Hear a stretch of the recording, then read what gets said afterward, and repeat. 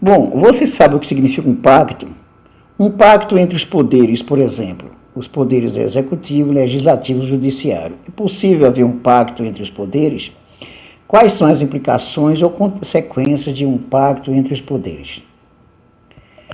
Em geral, se fala em pacto entre os poderes no sentido de equilibrar os poderes, no sentido de atender a balança, o fiel da balança, que é a Constituição.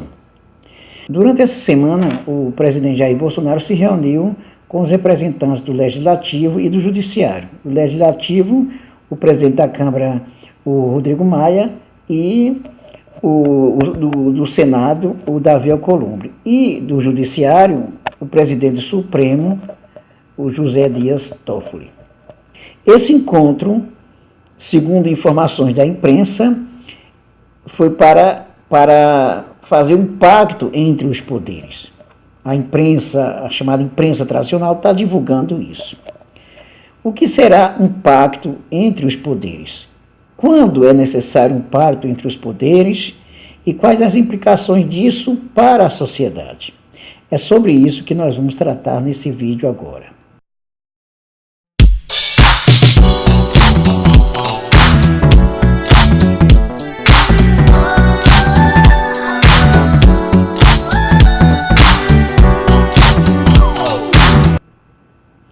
Antes de continuar o nosso vídeo, não esqueça de se inscrever no canal, de dar um like e de ativar o sininho para receber as nossas novidades.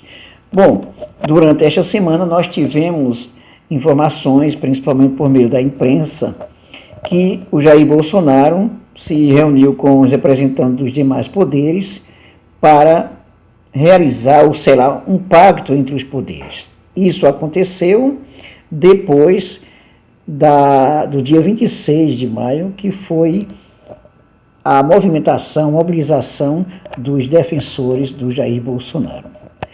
Bom, esse pacto, segundo informações que se passam na imprensa, ele se faz principalmente para atender a reforma administrativa, a reforma da Previdência e as outras reformas, no sentido de buscar um país melhor, dinâmico. Essa é a pauta desse pacto. Agora, é curioso falar de pacto entre os poderes quando a sociedade, de fato, não participa, como quando as instâncias que estão participando desse pacto, ou desse suposto pacto, não têm as suas bases, de fato, participando. Por exemplo, o ministro Dias Toffoli, ele se reuniu com o Jair Bolsonaro, assim como o representante dos outros poderes, mas não há nenhuma procuração, por exemplo, de que o Supremo Tribunal Federal dá o direito ao Dias Toffoli de selar um pacto com o presidente Jair Bolsonaro e com o Poder Legislativo. Essa crítica foi feita, inclusive, pelo ministro do Supremo Tribunal Federal, o Marco Aurélio de Mello.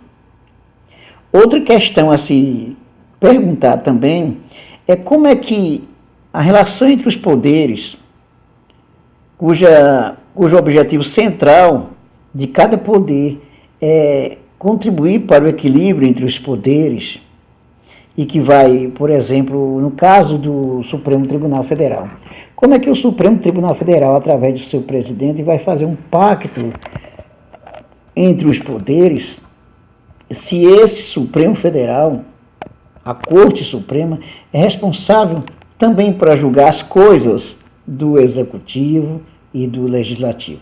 Não é curioso? Então, por aí já temos uma coisa bastante curiosa. Nós temos um suposto pacto, cujos representantes desse pacto não conversaram de fato com as bases e não ouviram de fato a sociedade.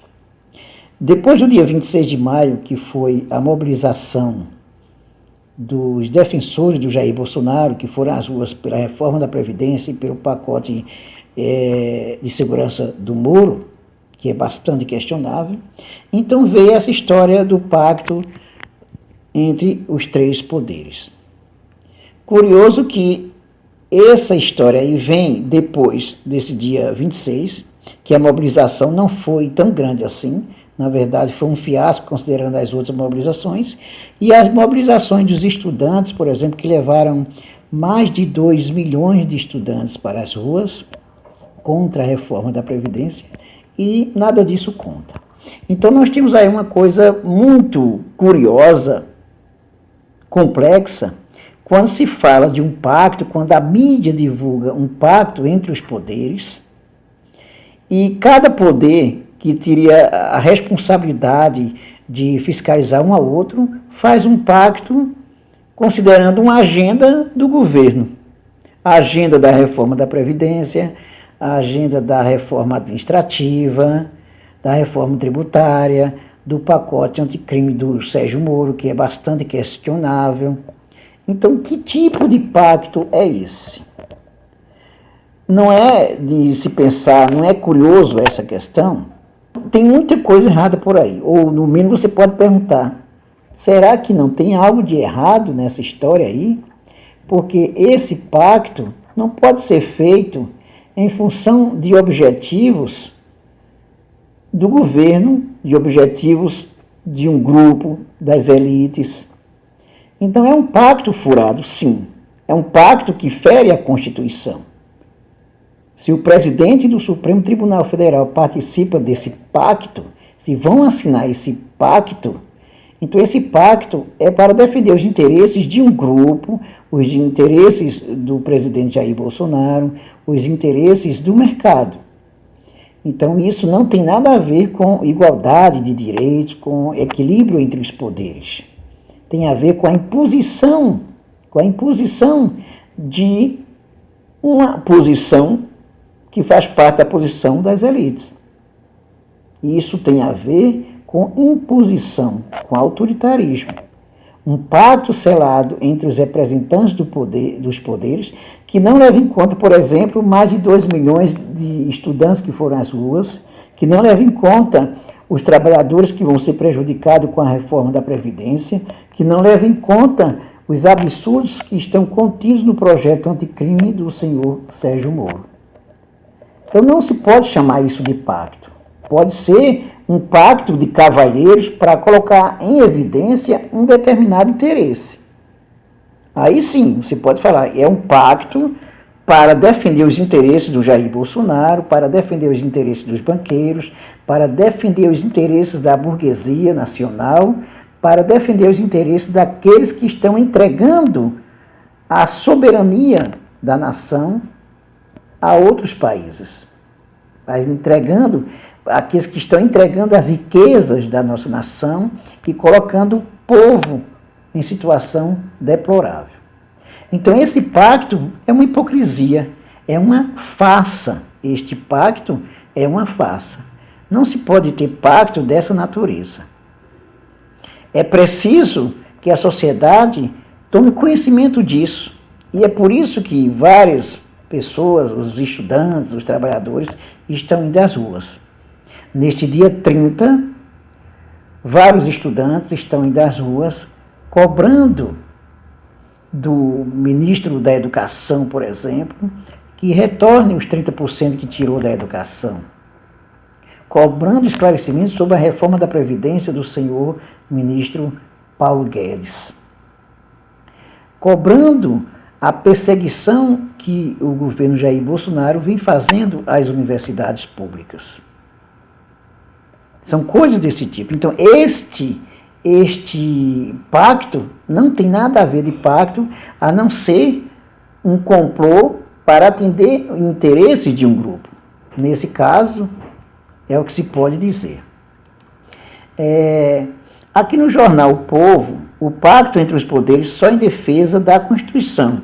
Então, pacto entre os poderes é para defender a Constituição e não para defender interesses de um grupo. Tem aqui uma parte que diz o seguinte: pacto entre os poderes da República é algo esdrúxulo, tendo em vista que são esferas independentes, como define a Constituição em seu artigo 2º, e com prerrogativas próprias, que não se subordinam entre si. Portanto, falar de pacto entre os poderes, dessa natureza aí, dessa forma como está sendo feito, não se pode chamar de pacto esse tipo de coisa. Pacto, em último caso, é para defender a Constituição. Repito, para defender a Constituição e não para defender interesses de um grupo, que é o que está se fazendo. Portanto, não tem nada a ver de pacto. É isso aí, pessoal. Não esqueça de se inscrever no canal, de dar um like, ativar o sininho para receber as nossas novidades e também compartilhar e divulgar os nossos vídeos. Até mais.